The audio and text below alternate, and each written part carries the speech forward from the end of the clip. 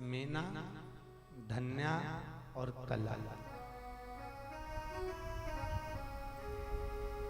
भगवत स्मरण करती हुई, भगवत लीला का नाम जाप करती हुई भगवान विष्णु के दरवाजे पर जा रहे हैं। भगवान की चौखट पर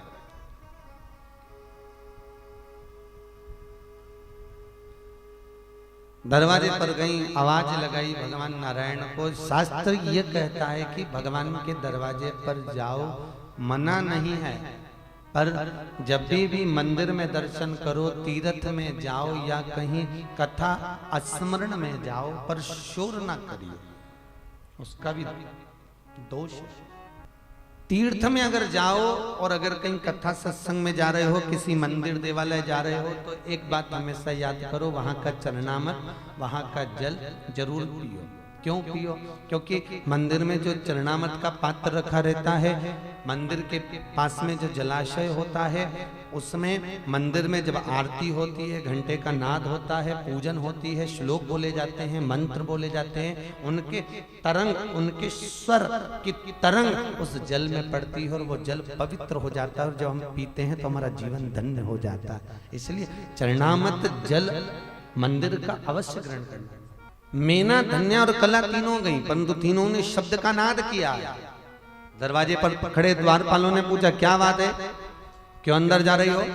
हमें भगवान का दर्शन करना है। अभी भगवान विश्राम कर रहे हैं, कुछ समय जरा खड़े रहे। तुम्हें मालूम नहीं हम पितरों की कन्या हैं? जय विजय ने मन में सोचा, बताओ ये पितरों की कन्या है। कन्या का मतलब जानती हो? थोड़ा धीरज रखिए, शांति रखिए, प्रेम रखिए। कितनी मर्यादा बताती हैं यमुना मैया। यमुना मैया की मर्यादा देखिए आप लोगों ने।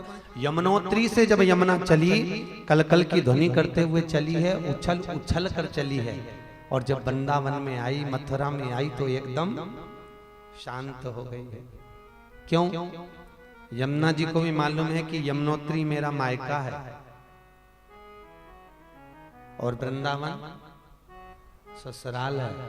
मायके में कैसे भी कपड़े पहन लो चल जाएगा, मायके में स्कूटी और टू व्हीलर, फोर व्हीलर कितनी भी चला लो चल जाएगा, मायके में कितने भी उछल लो चल जाएगा, पर ससुराल में थोड़ा कायदा जरूरी है। ससुराल में थोड़ा सा कायदे से रहना चाहिए। मायका अलग बात है, ससुराल अलग बात है।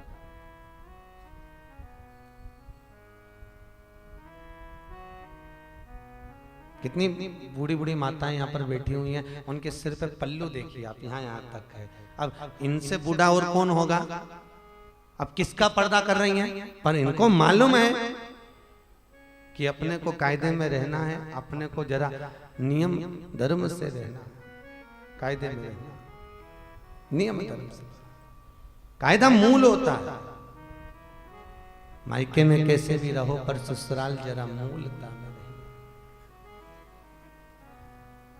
अभी आप आगे सुनेंगे पार्वती जी की विदाई में कितना ज्ञान दिया जाएगा, कितना दिया।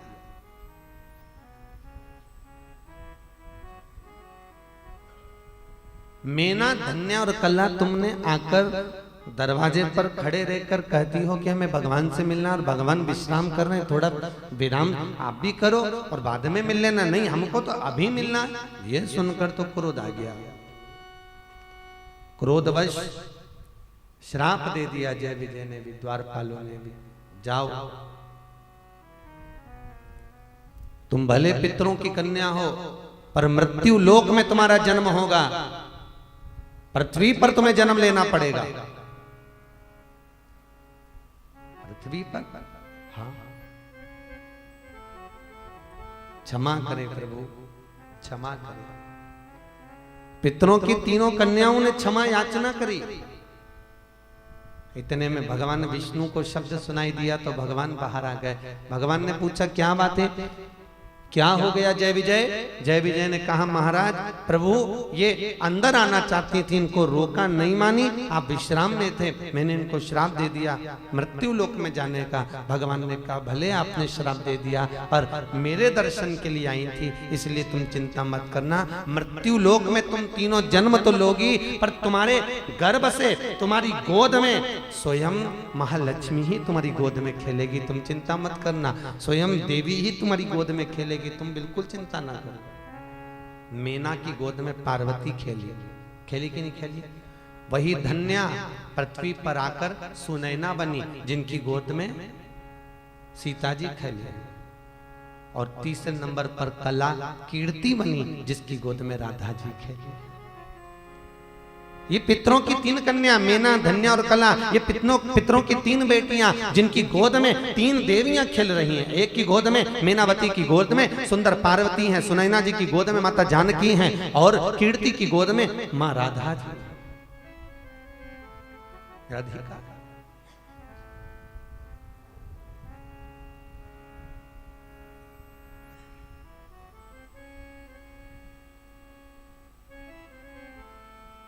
और वही आज मीना हिमालय राज की पत्नी, जिसके घर में पार्वती का जन्म हुआ, कल अपने कथा में श्रवण करा। माता पार्वती जिसके घर में आई हैं, स्वयं नारद जी ने आकर जिनको ज्ञान उपदेश दिया कि इसको जो पति मिलेगा वो ओघड़ वेशधारी, नग्न वेशधारी, भस्मी लपेटने वाला, जटा जूट बांधने वाला, कन्या गोदी में, फिर भी प्रसन्न चित्त है। धीरे धीरे धीरे धीरे समय आया, कन्या बड़ी हुई है।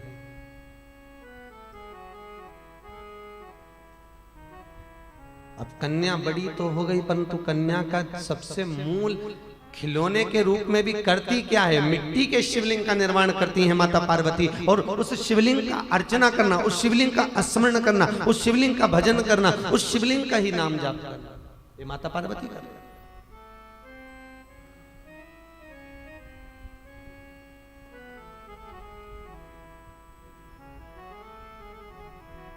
नारद जी ने एक मंत्र दे दिया, ओम नमः शिवाय, बस उसी मंत्र का जाप पार्वती मैया निरंतर कर रही।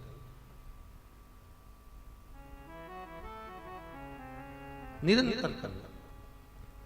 भगवान तो शंकर प्रभु शिव बाबा भोलेनाथ तप में लीन हैं, जिनकी समाधि को भी कामदेव तोड़ नहीं पाए। वो तप में लीन भगवान शंकर को इतना तपाया गया, कामदेव ने जब बाण छोड़े गए, भगवान तप में लीन हैं। उन तप पूरित भगवान शंकर जब तप में लीन हो गए, उनके शरीर से पसीने की बूंदें निकलने लगी, और वो पसीने की बूंद एक धारा बनकर सामने आ गई। उस धारा से एक मनुष्य की आकृति जैसा पुत्र उत्पन्न हो गया, जिसका नाम हुआ मंगल।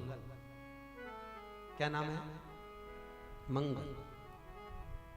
मंगल रोने लगा, ब्रह्मदेव आए, भगवान विष्णु आए।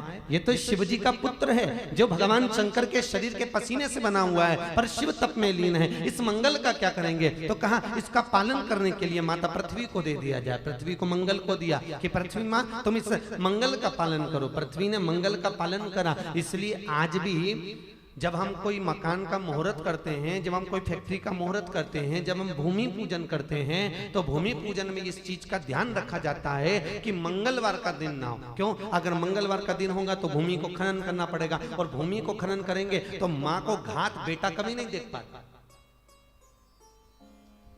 क्योंकि मंगल का पालन किसने करा है? जम के बोलो, पृथ्वी ने। अब पृथ्वी ने मंगल का पालन करा, और अगर अपन मालूम पड़े उसी दिन भूमि पूजन कर रहे हैं, उसी दिन पृथ्वी का खनन कर रहे हैं, उसी दिन भूमि को खोद रहे हैं, तो मंगल से सहन नहीं होता। मंगल को इस चीज का भान है कि ये मेरी माँ है, मंगल को कष्ट होता। फिर वो बिल्डिंग कितनी भी तुम बनाने का प्रयास कर लो, बहुत अड़चने आती, बहुत कष्ट होता। कभी सरकारी कष्ट होगा, कभी पैसा नहीं होगा, कभी कोई चीज खुट जाएगी, कभी कोई चीज खुट जाएगी, और व्यक्ति जिंदगी भर परेशानी बना देगा। इस चीज का भान करना चाहिए। मंगल ना हो, भूमि पूजन कर रहे हो तो भूमि का खनन नहीं होना। फिर मंगल, पृथ्वी ने पालन किया है मंगल। भगवान शंकर तप में लीन है, माता पार्वती सेवा में लीन है, हिमालय के शिखरों पर बाबा भोलेनाथ तप कर रहे।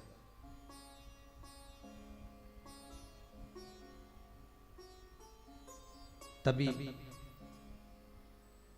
एक तारकासुर नाम का राक्षस हुआ, जिसने असुर ने पूरी पृथ्वी पर तो राज कर रखा, साथ में धीरे धीरे धीरे धीरे इंद्रलोक और ब्रह्मलोक में भी अपना राज्य स्थापित कर लिया।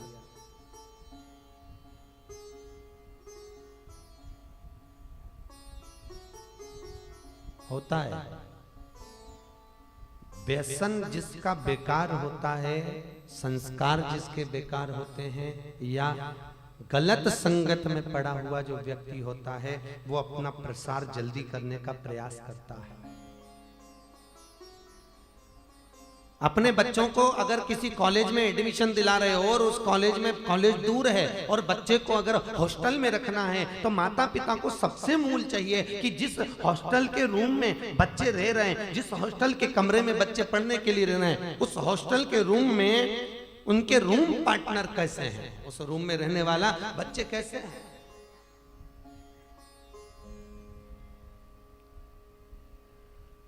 बहाना नहीं होता। क्यों?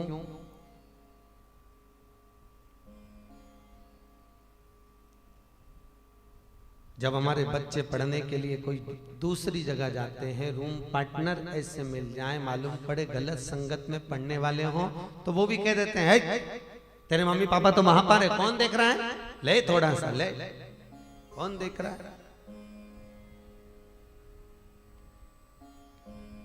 संगत बड़ी।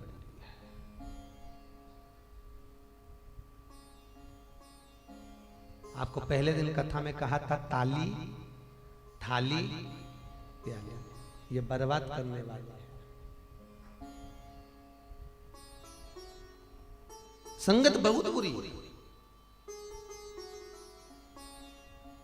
पहले देखिए कि रूम पार्टनर कौन है, किसके साथ में रह रहा है, हमारा बच्चा किसके साथ जा रहा है, हमारा बेटी किसके साथ रह रही है, किसके साथ जा रही है, किसके साथ आ रही है।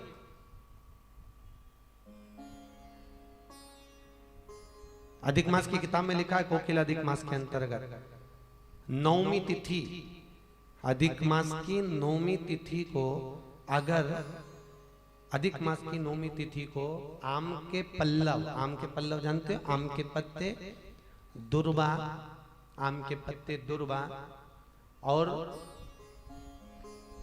कुछ अंश नीम के पत्ते, इसके पानी को जिस कमरे में बेटा बेटी सोते हो उस कमरे में रख दो इसके पानी को, और नौमी तिथि को वो पानी बेटा या बेटी के हाथ से तुलसी के क्यारे में सिंचवा दो। ये केवल अधिक मास में होता है, छिड़कवा दो, तो वो लड़का लड़की कभी भी अन्य समाज में, अन्य गोत्र में या अन्य कास्ट में विवाह नहीं कर पाता, वो अपनी ही समाज के अंतर्गत विवाह करता।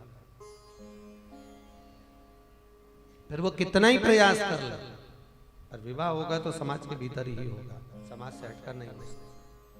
केवल अधिक मास में होता, कोकिला व्रत के अंतर्गत सुव्रत के।